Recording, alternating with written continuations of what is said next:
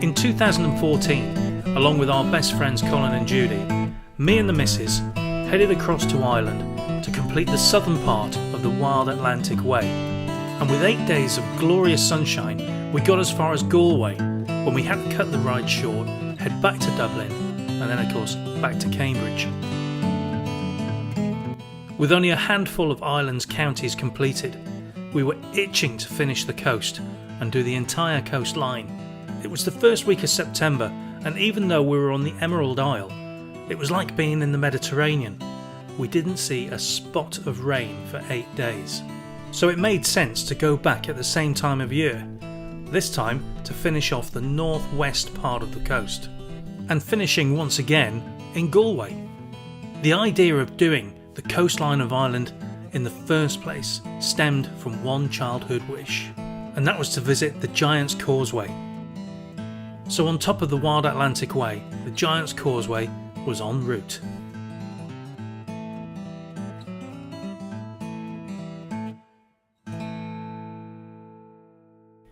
With the Kawasaki loaded and ready to go, it was time to start the first leg of the journey.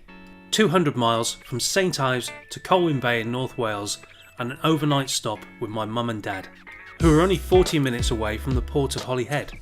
The missus, Amanda, was ready for any weather, and the Kawasaki was loaded to its maximum weight capacity, and we managed to get to my mum and dad's seaside home without getting wet.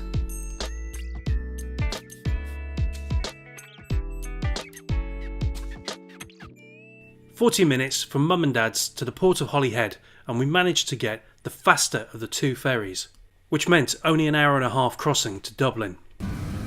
No delays on the A55 Welsh Coastal Road, which takes you over the Menai Bridge and straight into the port of Holyhead. The plan was then to take a scenic route through Southern Ireland into Northern Ireland on our first night stop in the town of Downpatrick. With the ferry out of the way and the weather holding, we'd planned on riding for an hour, stop, admire the view or refuel, then ride for another couple of hours.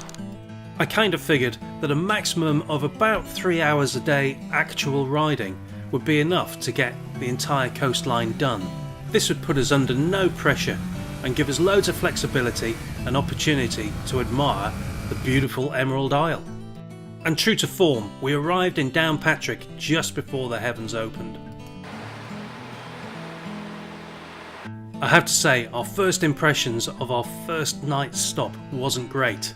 However, Denver's Bar proved itself to be a really good choice.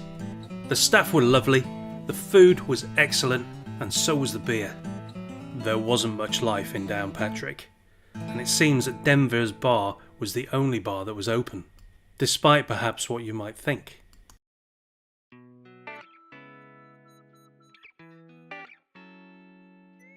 A good night's rest in Downpatrick, and we head off to Ireland's northeastern coastline, or better known as the Causeway Coastal Route.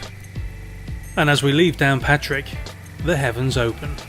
Staying on the positive side, there were occasional bouts of sunshine. And with plenty of pit stops, it gave me the opportunity to replace some of the lost chain oil.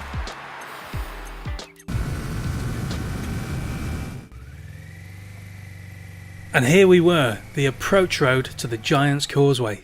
Now the National Trust have taken over this place, because apparently it needs preservation. After 60 million years, the 40,000 interlocking columns now need looking after. And yes, I did count them. So it's free to walk down and look at them, or £10.50 a head to go in the visitors centre and learn about them. Now it is a spectacular sight and an absolute must see if you're visiting Northern Ireland, and if you're going to do the Wild Atlantic Way, I really think you should start from this point. The downside of course is the amount of tourists. The place was absolutely packed, and no, I'm not including myself in that. The weather held out, if a little windy, and I even managed to get the drone up for a few seconds. And this for me marked the start of our coastal run. Next stop was Southern Ireland. A short coastal ride through Londonderry takes you directly into the northern headlands, and on this occasion we'll be following the south route signs. as I was going over the Cork and Kerry mountains. Leaving Bushmills, the home of the Giant's Causeway, we follow the A2 all the way to Londonderry. With a quick pit stop, we can now see Southern Ireland, where the River Foyle joins the North Atlantic coast.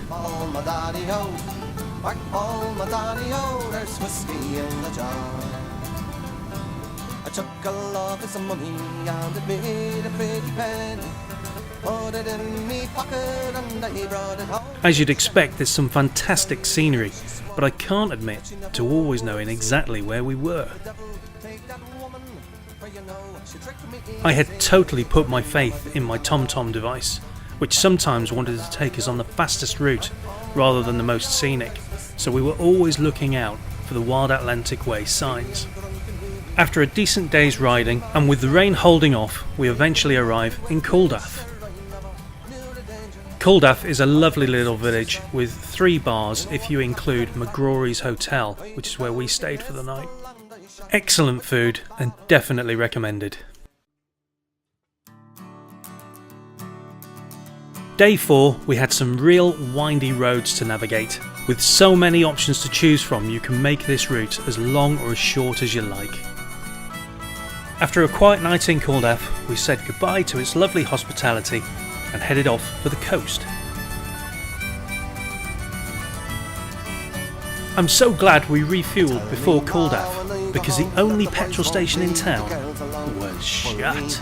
Now this isn't typical of Ireland, but the views are. She is handsome, she is pretty, she is the belle of a Belfast city.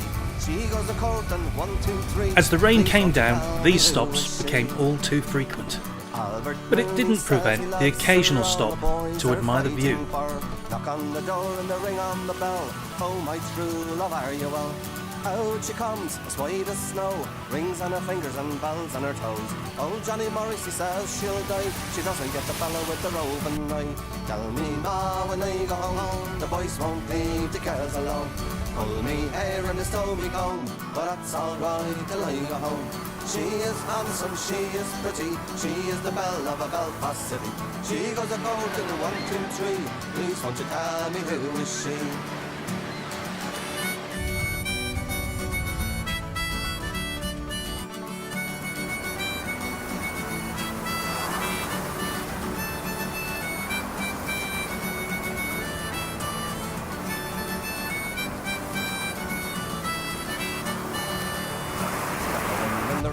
As day 4 draws to an end, we ride along sandy beaches and golf courses into Glynsk Bay. When she gets a lad of her own, she won't tell her ma when she comes home. Let them all come as they will, for it's Albert Mooney she loves still. Tell me ma when I go home, the boys won't be. Almost as soon as we arrived, we met the owner of the Glynsk Bay Hotel, who made us very welcome indeed.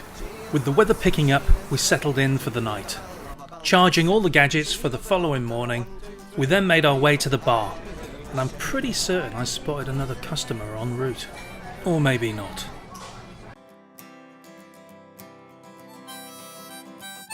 Another windy day ahead and a forecast for horrendous weather. So I kept reminding myself that would only make the scenery look more dramatic. Keep your eyes well peeled today. The excisemen, they're on their way, searching for the mountain tay in the hills of Connemara. Rattle up the pots and the old tin pan, the mash, the carnivale in the bran. Run like the devil from the exciseman, keep the smoke from rising barley.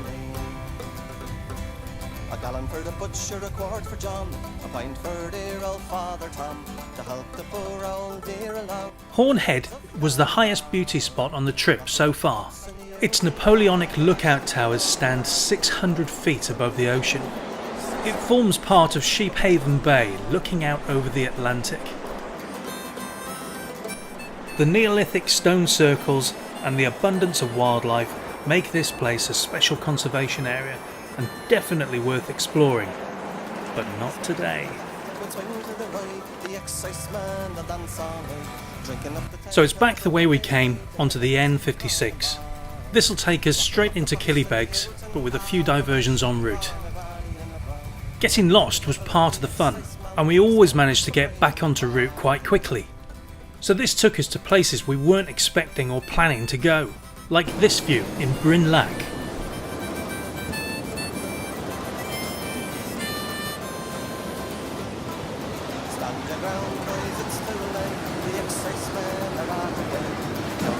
As the weather was getting progressively worse, it was time to make a move.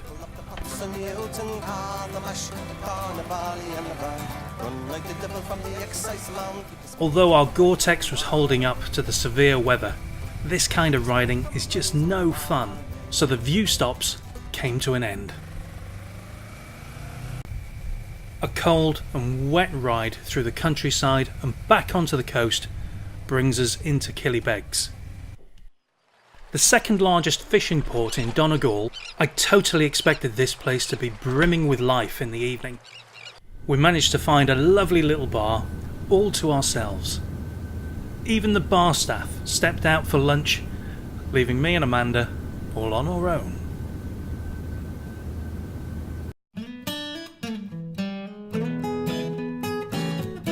Only a short ride today from Killybegs to Enniscrone, which is just as well because our kit is still soaking. The Killybegs Ritz was a home from home. The cheapest rooms on the entire trip were still spacious and comfortable, with ensuite and a communal kitchen to do your own cooking. With the weather looking good, we set off and refueled. Typical. Not letting the rain stop us, we head off back in search of the Wild Atlantic Way, which doesn't take us long to get back on. But with the weather turning for the worst, we made quite some distance before our first stop.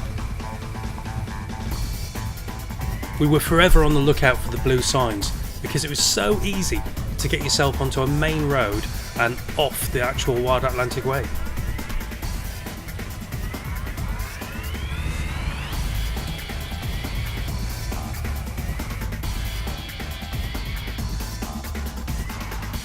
Our first stop takes us to a surfer's paradise.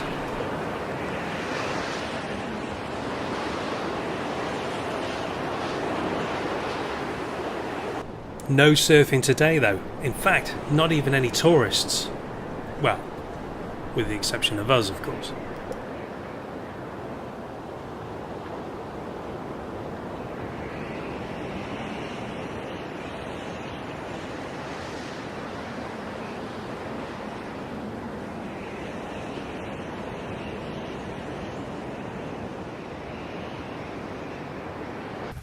Having made up so much ground during the bad weather that morning, we only had a short distance to go before our hotel.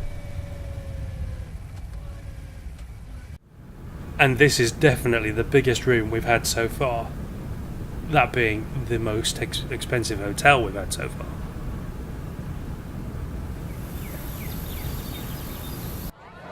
With a wedding party to brighten up the day and pinch most of the staff and the guests, we were in for a quiet night.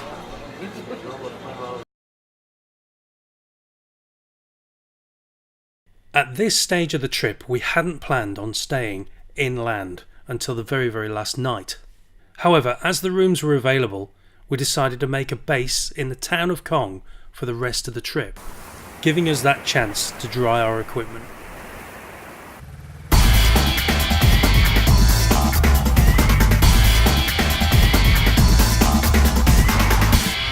It would be a decent day's riding, but most of it on the Wild Atlantic Way and not much inland. And I have to say, the prospect of not having to book any more hotels day by day kind of lifted our spirits.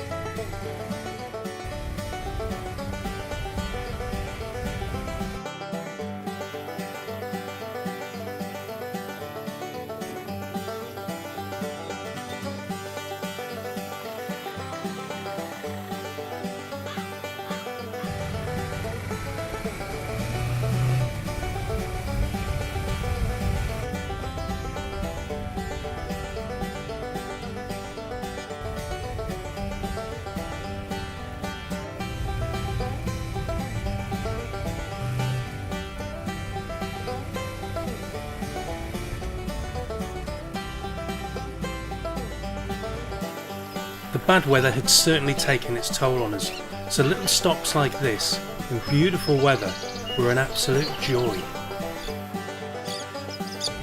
Now there were times when I wasn't exactly sure that we were on the right track, but roads like this were far better than dual carriageways and certainly took us to interesting places.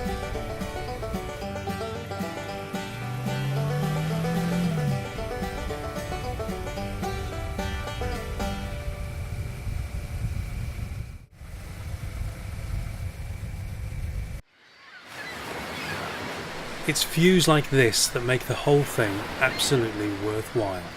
And even with the bad weather, being on a bike makes you feel part of this.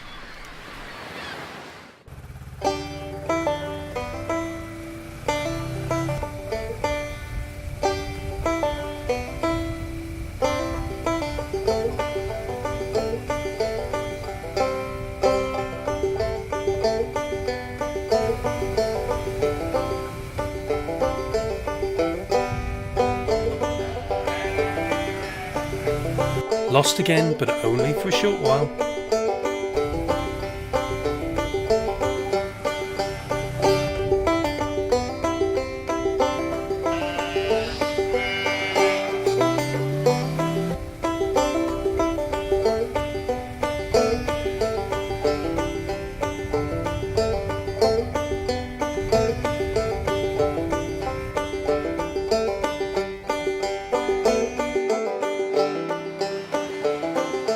I'd love to wake up to this view every morning. The house that we pulled up next to, €120,000.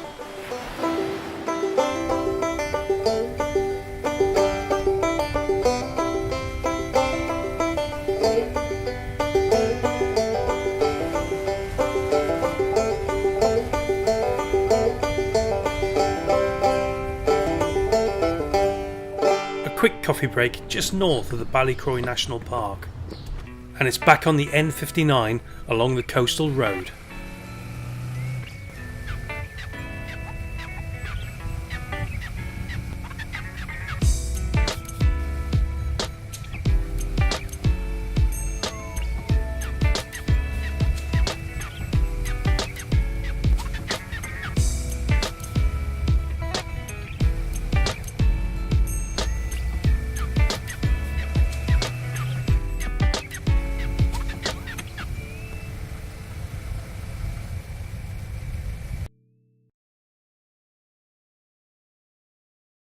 First of all, I love this place. It's a small town, but it's got 4 pubs all within staggering distance, and we now had the opportunity to dry out and do a little maintenance on the bike. It was good to get some time out of the saddle and plan the last couple of legs of the ride, and in doing so we found out that Cong has a bit of a history. It's the story of Sean Thornton, a right-intended man who came from America to forget his past in Innisfree. Filmed in 1952 in the town of Cong, the John Wayne film The Quiet Man has supported the town's tourist industry ever since. It's hard to believe that such an old film can keep a town going for so long, and trust me, everything in the town is the quiet man this, the quiet man that. However, there is more to Cong than just a movie.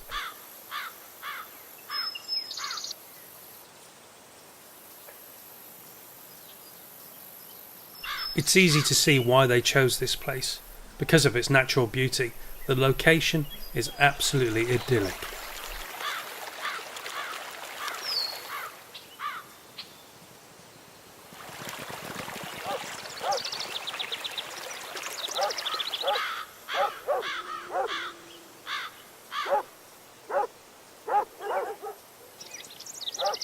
You can spend days walking through the woods and up into the mountains.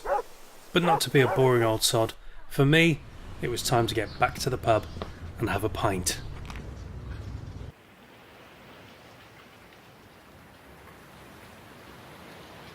They're late starters here in Cong as well. The band didn't start till 10.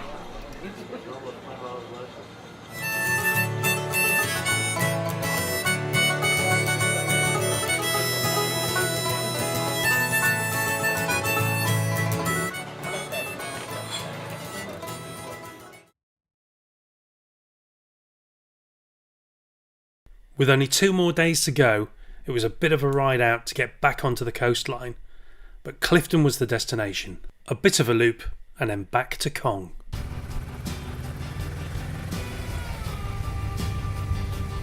It made such a difference not having a fully loaded bike, and made me realise that perhaps moving on day by day isn't necessarily the best way to do this.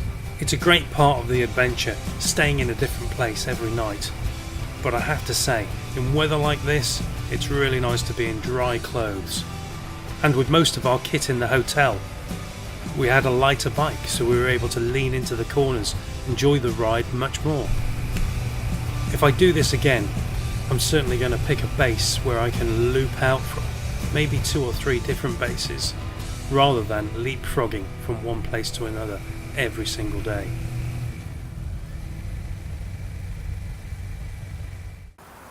Finally, a chance to get the drone up to have a look around.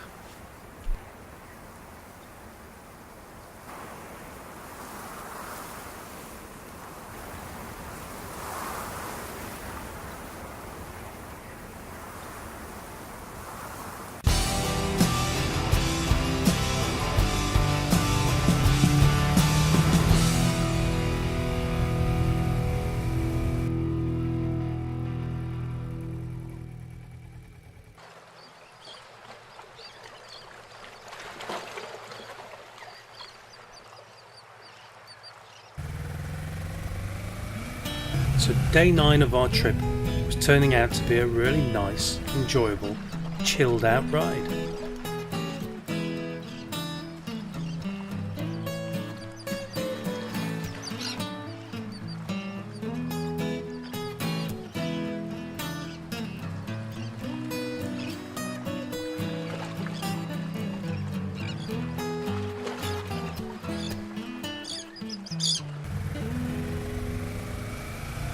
Having made it to Clifton in the pouring rain, it was time to turn back and head to Cong along the Marm Cross.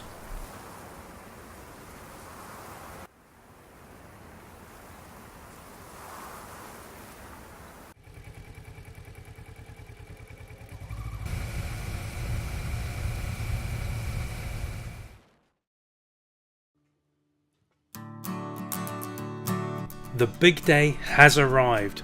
The final stretch of our journey is here, and we're off to Galway.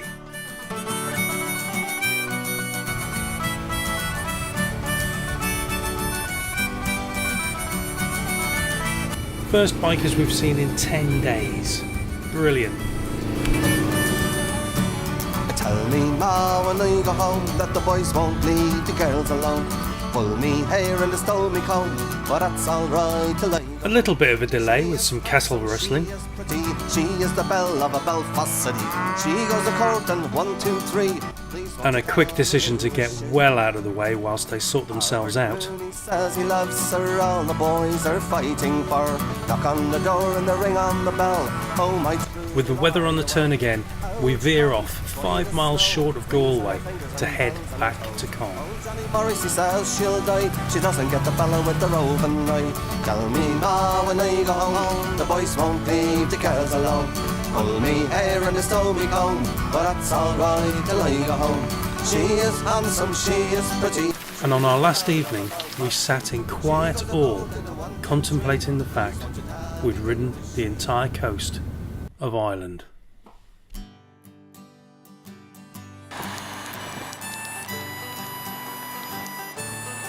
As all good things must come to an end, we jump on the bike for one last time and head across to Dublin, saying goodbye to a very different island than the one we found in 2014.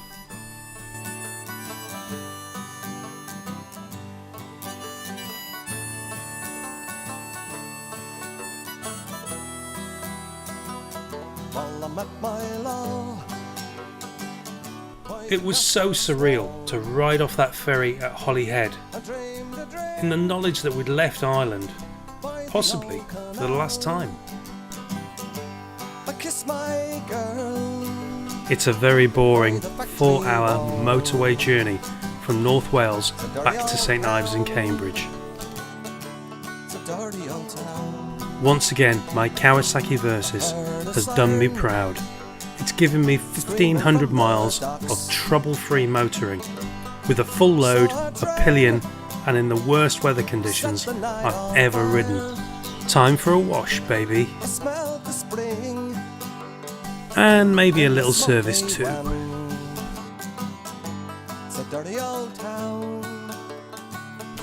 With 26 counties now under our belt, I find out Ireland's got 32, which means we've got to go back. The cats are proud.